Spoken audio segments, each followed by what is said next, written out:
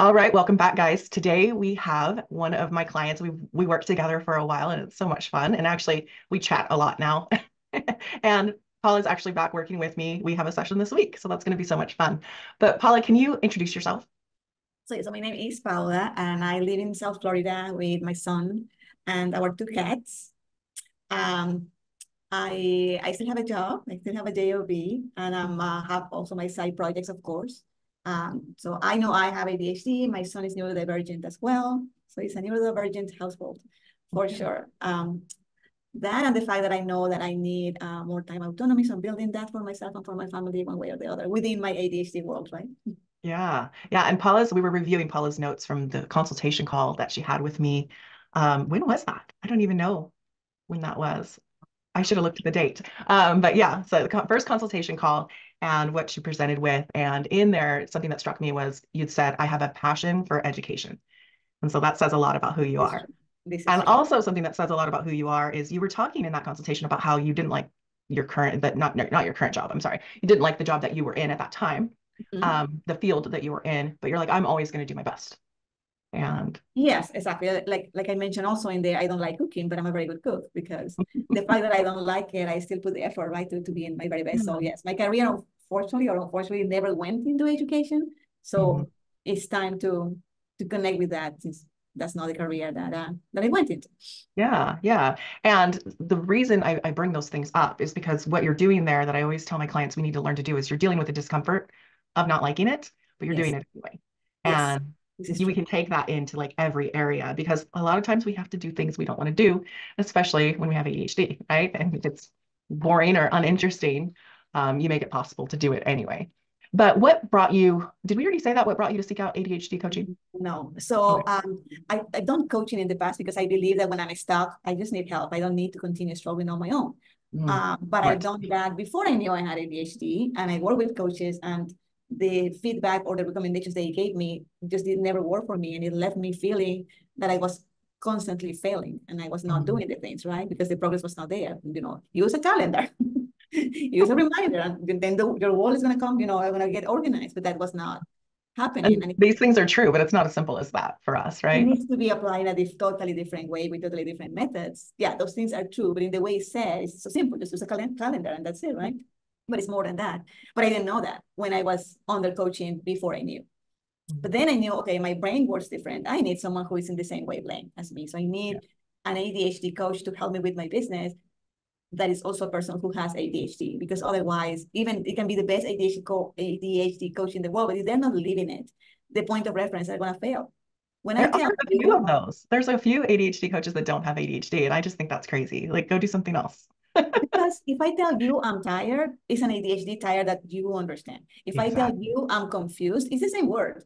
It's the same word, Mhm. right? People say confused, but if I tell you I feel confused right now, you know what I'm talking about, Yeah. right? Or if I say I forgot to eat again, or anything that I said, you're not gonna gasp and say what's going on here.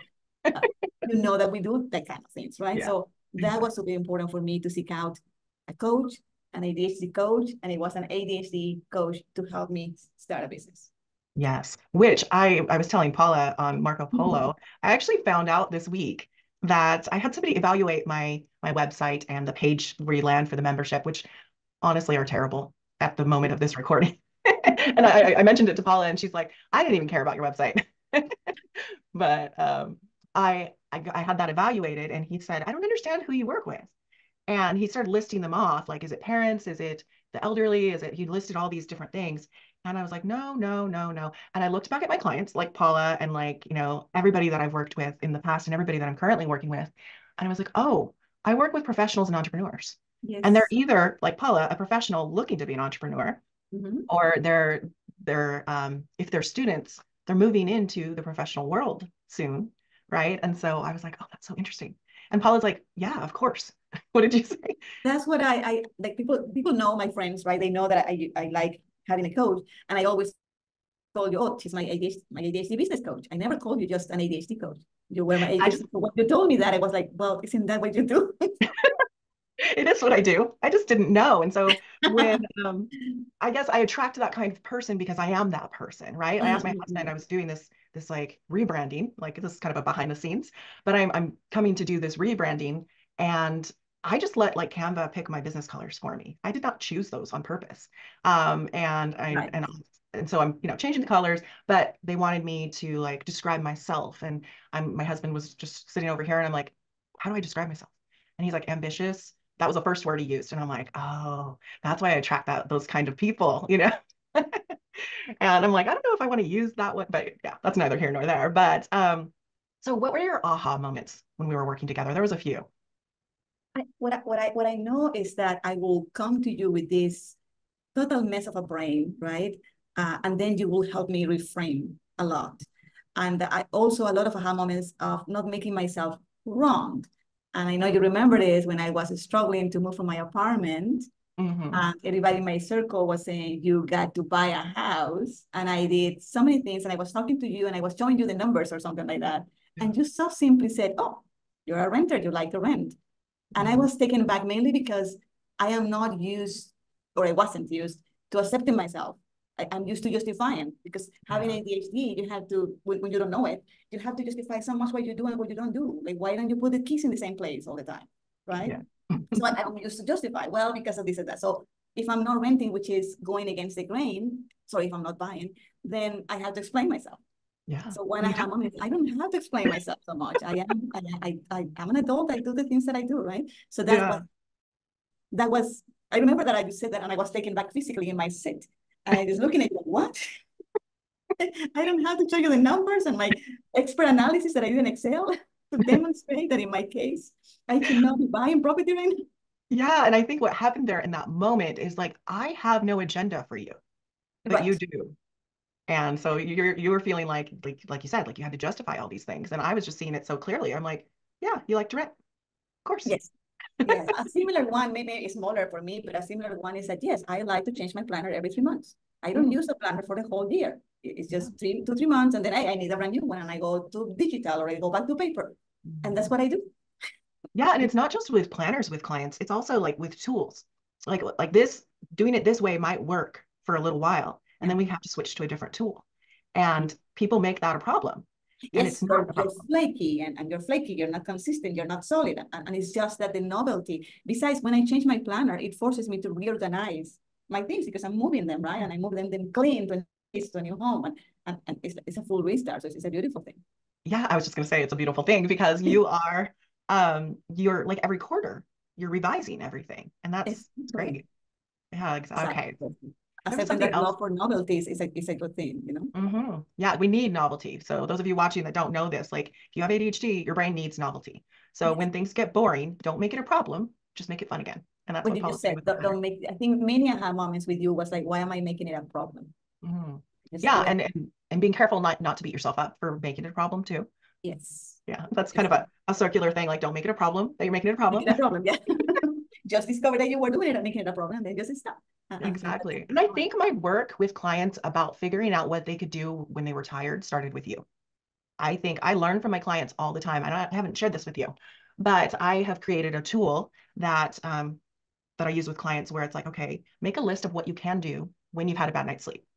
Because when we were working together, I just reviewed your notes from the very first consultation and you were dealing with insomnia. And so there was lots of times that we were having to kind of figure out, okay, what can you do in this space when you're tired? I was just doing this for myself yesterday. Daylight savings is oh, rude. Do you it's guys rude. observe it? Yes, unfortunately, it is rude. It's completely rude. So I'm Mhm. working on my 12-week year, and one of my 12-week year tasks is to get in bed by 9:30. I chose to ignore that the day before daylight savings time. And then, like Paula, I get up at the same time every day because it helps with my sleep.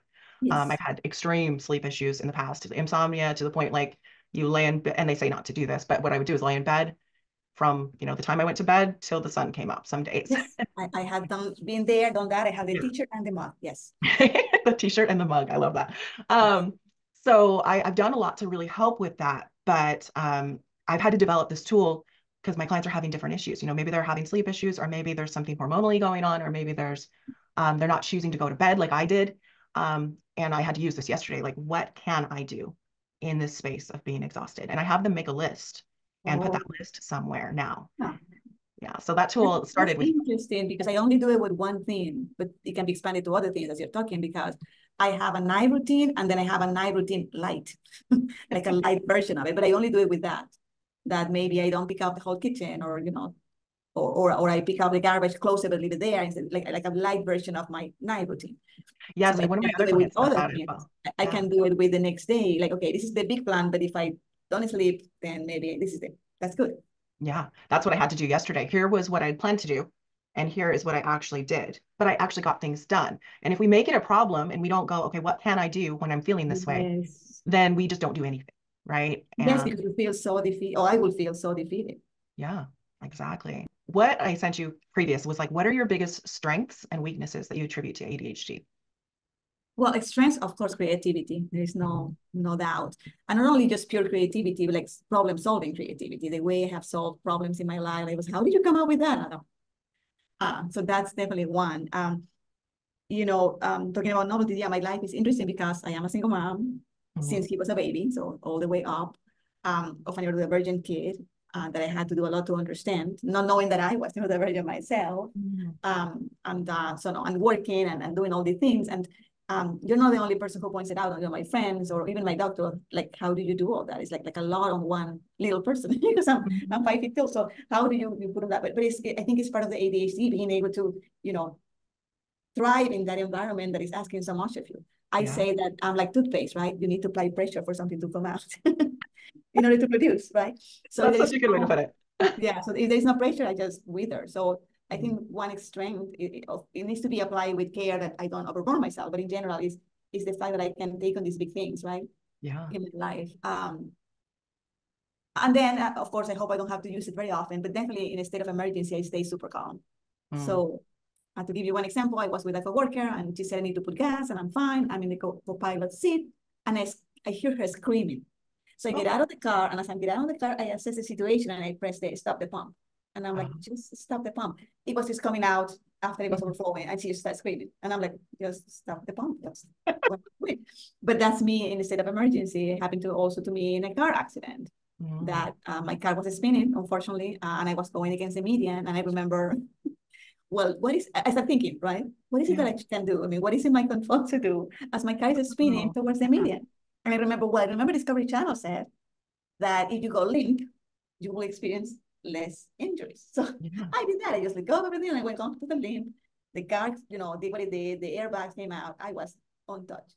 But Yeah. I didn't go, oh my God, I'm gonna scratch. No. Yeah. I've never heard that story before. Yeah. I mean, you And I had a have, matter of seconds. unfortunately, I have like two more, but definitely in a state of emergency, I stay hyper calm. So I that's feel an the same example. way.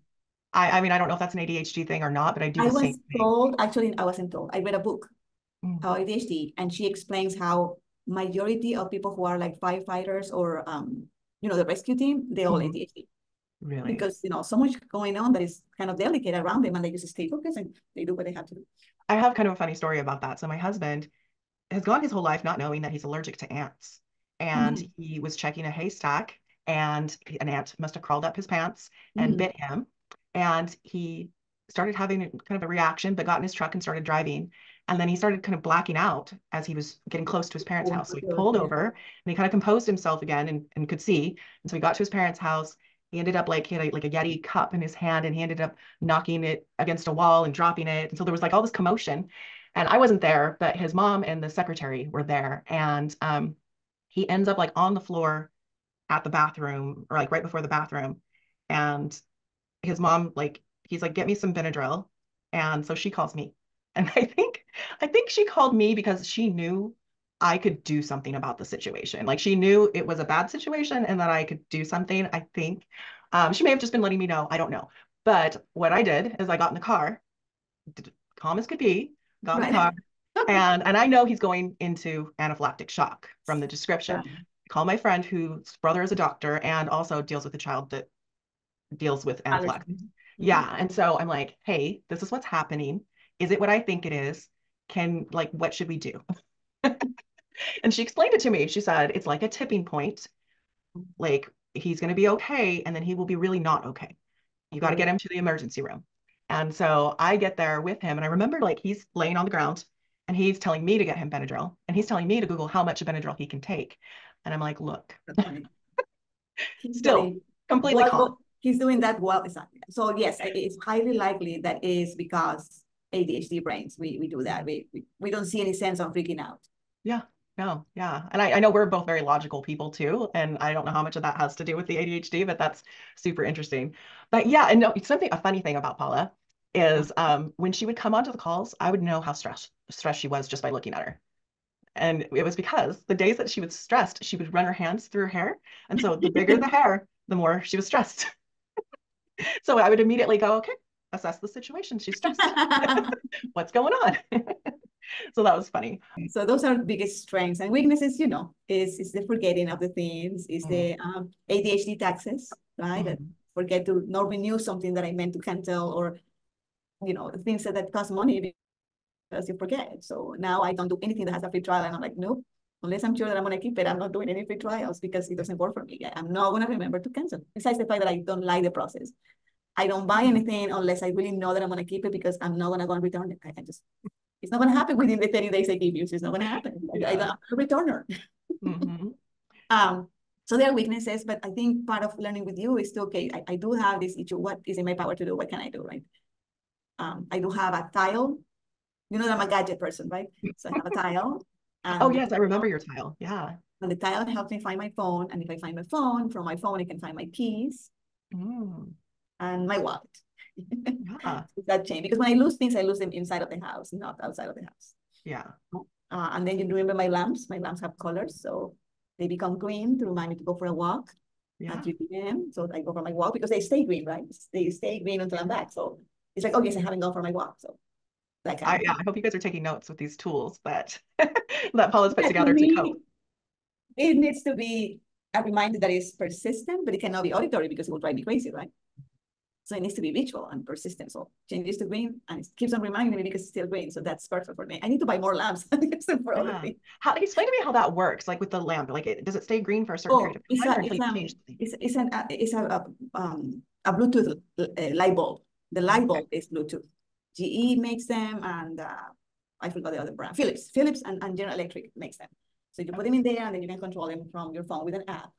And I Oh, my said, light's behind me. I can do that, and I can change there the you go. color. So I said at 3 p.m. go green, and so I know that it means green outside. I got to go That's outside. such a good idea. Now I'm like relating it to myself, and I'm like, oh, I can change the lights behind me. To be remind you of something, yes. Yeah, because Mhm. remember, the time blindness is a big thing, right? I Yeah. also have a thing that goes ding every hour, not only to help me see that an hour passed, but I stop and I go, so it recenters me, Mhm. And sometimes I feel that it's 5 minutes, and sometimes I say, why it hasn't gone off yet? Because it's the same hour, but my brain doesn't understand that, right? Yeah, the time And awareness. For those of you on the podcast, what Paula did there is like at the hour, she took a deep breath and kind of centered or herself. yes, yes, exactly. So what has changed in your life because of coaching?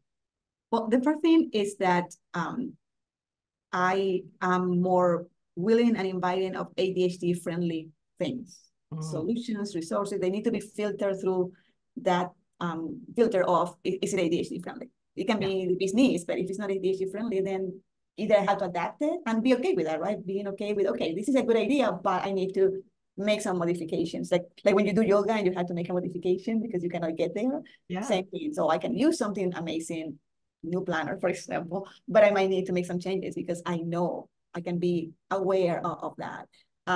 Definitely, more when I'm stressed, I have another tool now because I go, okay, how can I reframe this? Right? mhm, Something yeah, that you have done, so I can do it even on my own now. That, okay, hold on, this is not feeling good, so I'm sure I'm not framing it the right way or the best way, more positive for me. yeah. And definitely acceptance, right? Acceptance of my Mhm, changing my planner or renting or whatever it is. yeah. More comfortable on my own skin, right? I think I was working with Paula kind of in the early days of my business, and I would explain like things in this way, like explain like your thought work, or she talked about that acceptance. Like first, we're just completely unaware, and that's stage one. Mm-hmm. And then stage two is we are aware, but we're judging it. And then stage three, where Paula's at now, is we're aware, we're no longer judging it, we're just accepting it. And that doesn't mean that we don't make change. We definitely do, but just an acceptance, like we were saying earlier, like let's just not make it a problem. And I think Stop making it a problem, or stop making myself wrong, that kind of thing. I do exactly. quite less of that. Yeah, Same. and I think some people misunderstand and they're like, but then I won't make change. You absolutely do, right? Yes, absolutely, you do. Yeah. Yeah. And another thing that really I think differentiate you, I mean, the reason why I chose you is because I don't know how, because we're all ADHD. How come you really are the only person that I found that was willing to do 2 sessions of 30 minutes instead of this full hour? Because number one, in ADHD world, a week can be a long time. It can be a long time. A lot can change in 7 days when you have ADHD and you're trying to do all the things. So having 2 touch points is like super duper. And the second thing, ADHD have less attention. So being 1 hour talking to somebody, I mean, so it might work for some people, but I'm saying that for me, Yeah. 30 minutes, it was a sweet spot. And sometimes I was tired of the last 5 minutes, right? Because you're talking, you're organizing, you're discovering, you're gasping It's a at lot of work. discoveries. Right. So that really was super powerful for me. Yeah. I For just sure. wanted to check the time to make sure because I know you've got to get back to work. But that I actually explain in the consult now, and I don't know if I explained it back then, but now I save the 1 hour sessions for like verbal processors. They really need to talk things out. And then I try to get everybody on the 30-minute as much as possible. One of my clients this morning that has moved to the 1 hour session actually was saying, I kind of liked the 30-minute because it was, you were touching back with me in the week. And the way I explain it is I'm like, if you can do the 30-minute, let's do it so that you're not alone with your brain for too long. I'm saying 7 days is a long time. Yeah, to keep, yes, it's just Yeah, a and if long. you're having if you like maybe meant to do something or you're struggling to do something or you're having some sort of problem, you definitely like want to take care of it before a whole week has gone by. And yeah, people can email me and text and stuff like that, but it's really not the same as like having Not the that same meeting. because I think there's a recommitment. You can I love that word. because again, I have ADHD, so I forget. So why is it even that I'm doing this? Because I even forget. So we talk about it and then, oh, okay, got it again. So there's a recommitment to what we're trying to achieve, and that's good. Absolutely, absolutely. Thank you for bringing that up. So what do people need to know about you? About me, Mm-hmm. about me. This is all about you. No, it's all about me. Well, I have ADHD. Did I mention that? I We have got that far. ADHD. I'm a mom. I love my son. I love education. I'm a little bit of a fish out of the water because I'm not doing that for a living. Oh. Um, and but the good thing is that okay, so that's another thing that comes with ADHD, possibly the persistence. Maybe not consistent. Being more consistent is something that I need to work on, but I am persistent for sure. And that I believe is also part of ADHD world. But what I wanted to say is that I'm finding the way. I'm getting closer and closer to be able to realize that. It's a big, not a big, it's a different type of transition because it's not that I'm switching from, being a school staff to then be into education. There's some relationship, right? Right now I'm transitioning from an area that has pretty much nothing to do with education. So, And that's actually what we're working on here is getting yes, your into the world of education that you love so much. I don't know if we mentioned that we both well, I used to be a homeschool mom and you are a homeschool mom, and this is your son's beautiful artwork behind you. And you love education. Like one thing that you said that struck me is like, I can explain math to kids in a way that they understand. And I'm kind of grabbing a hold of that statements that you made. And I'm like, okay, how do we further that and make that an income? Because Got it. And the reason why is because I was that kid that really struggled with math. And I had to figure it out some other way. That was not the way that the teachers were explaining it to me. I was that kid too. I just talked about it in the last podcast, so I won't tell the story again. But when I got into college, I taught myself algebra in a different way than it was being taught to me by sitting at the table and just looking at the answer key and the algebra and getting a little bit of help from my husband. But the way it was being taught, I couldn't understand. I didn't understand it in high school. I didn't understand it in college. And I ended up getting an A+ in that class from reteaching myself. And so, yeah, I So definitely we know understand. so we know that the way it explained in general doesn't work for everybody, right?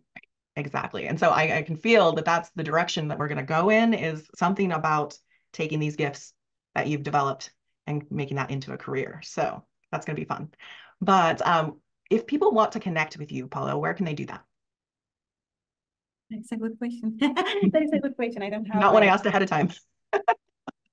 um that is a good question. You can call me. I can give my WhatsApp. I don't mind giving my WhatsApp number. Okay. Do you want me to put that in the show notes? Anyway, yes. Yes. Okay. We'll put that in the show notes. So look in the show notes or the YouTube That's all I description. have for now. Exactly. Okay. I have a website, but it has nothing in it. It doesn't have an email. So yes. Okay. Very good. Well, anything else you want to share? I'm gonna share. Oh yeah, my son does all this beautiful art that I know in the podcast you cannot see. He's very creative. He even made the logo for my company. So unlike his mama, he will go for his passion, which is definitely design. So What a good example. mhm. Yeah. All right. Well, thank you, Paula. I appreciate you coming here and talking about you. And I love these kind of episodes because the reason I do them is I want you guys listening or watching to go, oh, this person, I see myself in this person. I can accept myself now because Paula accepts herself, like I want them to be able to connect with you. But yeah. All right. So again, thank you for trusting me as your Thank you for coach. inviting me. And all right, we will see you guys next week. Bye-bye.